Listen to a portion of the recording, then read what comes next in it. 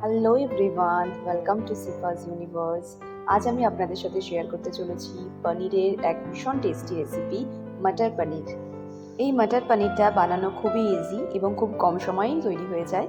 এটা রুটি, লুচি, fried rice এই সব কিছুর সাথেই আপনারা খেতে পারেন। আপনারা হয়তো সকলেই এই মটর পনির বানাতে জানেন। আমি কীভাবে বাড়িতে এই পনির বানাই সেটাই আজ আপনাদের সাথে শেয়ার করব। প্রথমেই একটা কড়াতে আমি নিয়ে নিচ্ছি 2 টেবিল স্পুনের মতন সাদা তেল। তেলটা ভালো করে গরম হয়ে গেলে আমি এতে দিয়ে দিচ্ছি একটা কেটে রাখা পেঁয়াজ। পেঁয়াজটা এখানে আমি ফাইনলি চপড করিনি, একটু বড় বড় করেই কেটে নিয়েছি। পেঁয়াজটা এখানে খুব বেশি ভালো করে ভাজার দরকার নেই, হালকা একটা ব্রাউনিশ কালার চলে আসলেই হবে। এরপর এখানে আমি অ্যাড করে নিচ্ছি 1/2 ইঞ্চির মতন আদা আর 6 থেকে 7টার মতন রসুন কোয়া, আর দিয়ে দিচ্ছি 2টো কাঁচা লঙ্কা।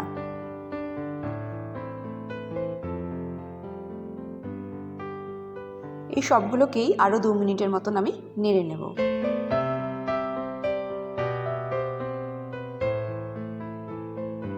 2 মিনিট নেড়ে নেওয়ার পরে আমি এখানে অ্যাড করে নিচ্ছি একটা মিডিয়াম সাইজের টমেটো।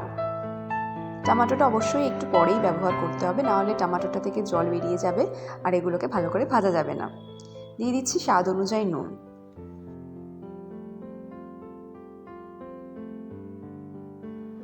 টমেটোটা দেওয়ার পর ভালো করে নেড়ে নিয়ে আমি এখানে অ্যাড করে নিচ্ছি 7 থেকে 8টার মতন কাজু বাদাম। কাজু বাদাম যদি অ্যাভেলেবেল না থাকে তাহলে এর জায়গায় আপনারা মগজদানা বা মেলান সিডের ব্যবহারও করতে পারেন।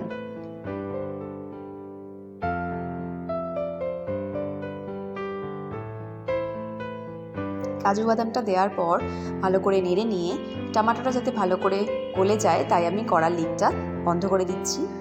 অবশ্যই এই সময় গ্যাসের ফ্লেমটা লোতে রাখতে হবে। টমেটোটা আমার এখানে খুব ভালো করে গলে গেছে। এখন আমি এখানে অ্যাড করে নিচ্ছি সামান্য পরিমাণে ধনেপাতা। ধনেপাতাটা আমি এখানে ডান্ডি শুদ্ধই ব্যবহার করছি। ধনেপাতার ডান্ডির মধ্যেই কিন্তু অ্যাকচুয়ালি ধনেপাতার ফ্লেভারটা থাকে। আরও একবার আমি কড়ার লিডটা এখানে বন্ধ করে দিচ্ছি যাতে এগুলো ভালো করে নরম হয়ে যায়। ফাইনালি মটর পনির বানানোর জন্য এই মিক্সটা আমাদের একদম রেডি হয়ে গেছে। এখন আমি এটাকে ভালো করে ঠান্ডা করে নেব, তারপর মিক্সার গ্রাইন্ডারে একটা পিউরি বানিয়ে নেব। নেক্সট এখানে আমি মটর পনির বানানোর সিক্রেট মশলাটা বানিয়ে নিচ্ছি। নিয়ে নিয়েছি 1/2 টেবিল স্পুন মৌরি, 1/2 টেবিল স্পুন গোটা গোলমরিচ, 1/2 টেবিল স্পুন গোটা ধনে এবং গোটা জিরে, সামান্য একটু গোটা গরম মশলা আর একটা তেজপাতা। সব মশলাগুলোকে আমি ড্রাই রোস্ট করব। তার আগে যে মিক্সটা বানিয়েছিলাম তার একটা পিউরি আমি বানিয়ে নিচ্ছি। পিউরিটা বানানোর সময় আমি এখানে 1/2 কাপের মতন জল অ্যাড করেছি। মটর পনির বানানোর জন্য পিউরিটা আমাদের একদম রেডি হয়ে গেছে। এখন আমি একটা ফ্রাইং প্যানে এই গোটা মশলাগুলোকে একটু ড্রাই রোস্ট করে নিচ্ছি। মশলাগুলো যখন একটা হালকা ব্রাউনিশ কালার চলে আসবে তখন অ্যাট লাস্ট আমি এখানে অ্যাড করে নেব 1 টেবিল স্পুন কাসুরি মেথি। আগে থেকে মেথিটা যদি আমি ব্যবহার করি তাহলে মেথিটা অবশ্যই পুড়ে যাবে, তাই আমি এখানে একেবারে শেষে ব্যবহার করেছি। মশলাগুলো ড্রাই রোস্ট আমার হয়ে গেছে। এখন আমি মিক্সার গ্রাইন্ডারে এগুলোর একটা পাউডার বানিয়ে নেব। খুব বেশি মিহি পাউডার এখানে বানানোর দরকার নেই। ফাইনালি মটর পনিরটা বানানোর জন্য একটা কড়াতে আমি নিয়ে নিচ্ছি 2 টেবিল স্পুন পরিমাণ ঘি আর 2 টেবিল স্পুন সাদা তেল। দিয়ে দিচ্ছি 1 পিঞ্চের মতন গোটা জিরে, আর দিচ্ছি 1 টেবিল স্পুন পরিমাণ কাশ্মীরি রেড মির্চ পাউডার। এই কাশ্মীরি রেড মির্চ পাউডারটা এই সময় দেওয়ার কারণে রান্নার কালারটা খুব সুন্দর হয়। নেক্সট আমি এখানে অ্যাড করে নিচ্ছি আগে থেকে বানিয়ে রাখা মশলার পিউরিটা। লো ফ্লেমে প্রায় 5 মিনিটের মতন এটাকে আমি কষিয়ে নিচ্ছি। দিয়ে দিচ্ছি মশলা বাটার সামান্য পরিমাণে জল। মশলার জলটা দেওয়ার পর আরও 2 মিনিট মতন আমি এটাকে কষিয়ে নেব। এরপর এখানে আমি অ্যাড করে নিচ্ছি 1/4 টেবিল স্পুনের মতন হলুদ গুঁড়ো আর স্বাদ অনুযায়ী নুন। হলুদ আর নুনটা ভালো করে মিশিয়ে নিয়ে আমি এখানে অ্যাড করে নিচ্ছি মটর পনির বানানোর সেই আগে থেকে তৈরি করে রাখা সিক্রেট মশলাটা। মশলাটা দেওয়ার পর আরও 5 মিনিটের মতন লো ফ্লেমে কড়ার লিডটা বন্ধ করে দিয়ে আমি এটাকে কষিয়ে নিচ্ছি।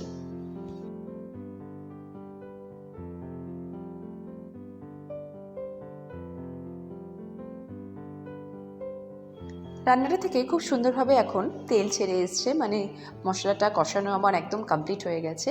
ঠিক এই পর্যায়ে আমি এখানে অ্যাড করে নিচ্ছি 1 বাটির মতন জল।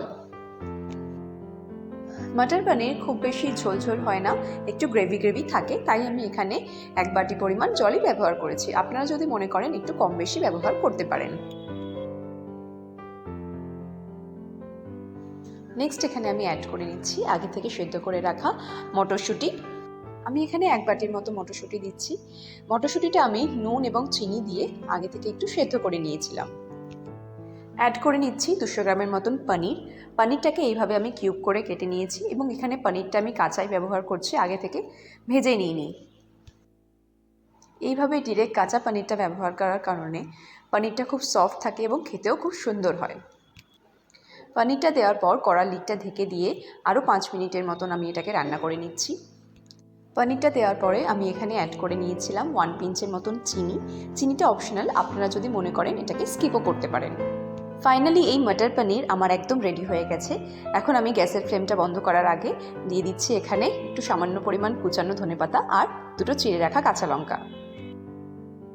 সুপার ডিলিশিয়াস মটর পনির আমার একদম রেডি হয়ে গেছে। এখন আমি গ্যাসের ফ্লেমটা বন্ধ করে দিলাম এবং এটাকে রেস্টিং টাইমে রেখে দেন সার্ভ করে নেব। আপনারা যারা এই মটর পনির এখনও বানাননি অবশ্যই বানান, বাড়ির লোকেরা খেয়ে দেখবেন অবশ্যই আবার একবার বানাতে বলবে। বন্ধুরা, আজকের মতন এখানেই শেষ করছি। দেখা হবে অন্য আর একদিন অন্য আর এক রেসিপি নিয়ে। ভিডিওটা যদি তোমাদের ভালো লেগে থাকে তাহলে প্লিজ একটা লাইক, শেয়ার অ্যান্ড সাবস্ক্রাইব করে দিও। And don't forget to spread love and happiness. Thank you.